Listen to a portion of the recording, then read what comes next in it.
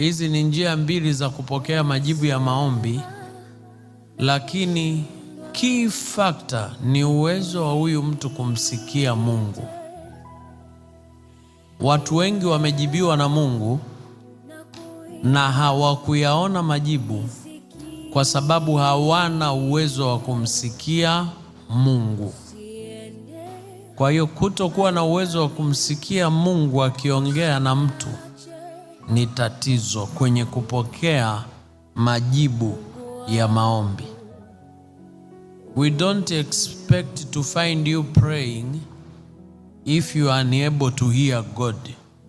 Yaani hatutarajii kukukuta unahangaika kuomba kama huna uwezo wa kumsikia Mungu.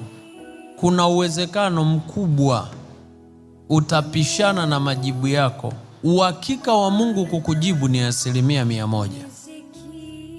Uhakika wa wewe kusikia unaamuliwa na how accurate are you kwenye kupokea Mungu anavyoongea.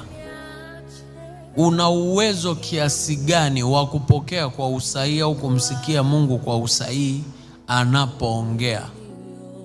Hilo linaamua sana kwa haraka kiasi gani utasikia majibu ya Mungu. Wengi wanaomba lakini wanasema hawapokei. Kumbe kilichoathiri kupokea kwao ni their inability to hear God. Kutokuwa na uwezo kwao wa kumsikia Mungu akisema.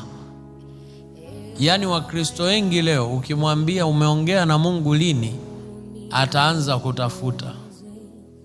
Ukimbana maswali una uhakika alikuwa ni Mungu, watafika pointi atakwambia sina uhakika.